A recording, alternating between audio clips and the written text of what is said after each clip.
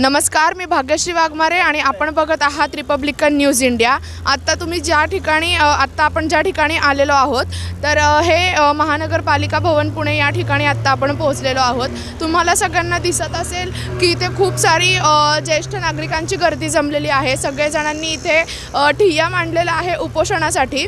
तर आपण त्यांच्याबरोबर बातचीत करणार आहोत की त्यांनी या ठिकाणी महानगरपालिका भवनच्या बाहेर असा उपोषणाचा सगळ्यांनी मिळून ज्येष्ठ नागरिक असतानाही असा ठिय्या का बरं मांडलेला आहे हे आज आपण त्यांच्याकडून जाणून घेणार आहोत। परंतु आपल्याला जी माहिती कळाली आहे त्यानुसार 7वा वेतन आयोग हा प्रत्येक कामगाराच्या सेवानिवृत्त झालेल्या PMPL मध्ये काम करणाऱ्या प्रत्येकासाठीच एक हक्काचा असा आयोग आहे आणि त्याची आयोगाने त्यांना हा हक्काचा वेतन आयोग जो आहे तो त्यांना मिळाला पाहिजे हे सांगितलेलं असून सुद्धा त्याच्यावरती अजूनही अंमलबजावणी झालेली नाही। तर याच संदर्भात हे सगळे ज्येष्ठ नागरिक इथे जे सेवानिवृत्त झालेले आहेत त्यांनी इथे उपोषण मांडलेलं आहे।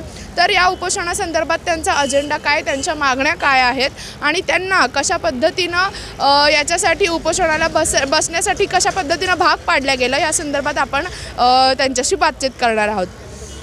तर सर, जाणून घ्यायला आवडेल की तुम्ही कधीपासून इथे उपोषणाला बसलेला आहात आणि तुमचा त्यासाठी नक्की अजेंडा काय आहे? मी राजेंद्र अनंतराव खराडे, अध्यक्ष PMT कामगार संघ इंटक।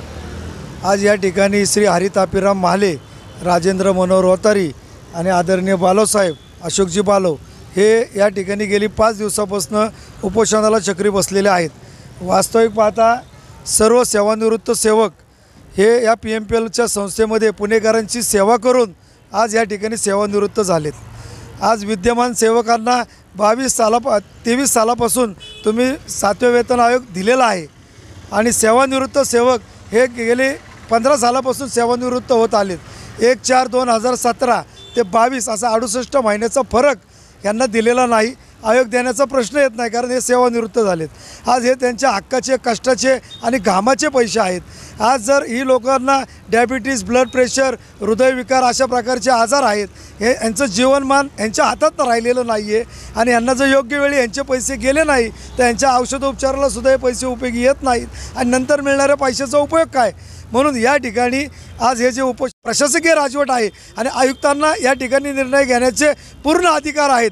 ह्या पुण्याला विद्येचं माहेरघर म्हटलं जातं आणि या माहेरघरामध्ये एक उच्च विद्याविभूषित आयुक्त या ठिकाणी असताना आज कामगारांना या ठिकाणी गेली 5 दिवस रस्त्यावर बसवायला लागतं आहे। ही स्वातंत्र्यानंतरची ही लोकशाही आहे का, असा आम्हाला या ठिकाणी प्रश्न पडतो। म्हणून या ठिकाणी PMT कामगार संघ इंटकचा अध्यक्ष या नात्यानं 24 तासाच्या आत जर आयुक्तांनी इथं चर्चेला बोलवलं नाही तर कुठल्याही परिस्थितीत सोमवार किंवा मंगळवारपासून 100% PMPL बंद राहील आणि याची संपूर्ण जबाबदारी ही महापालिका आयुक्तांची राहील।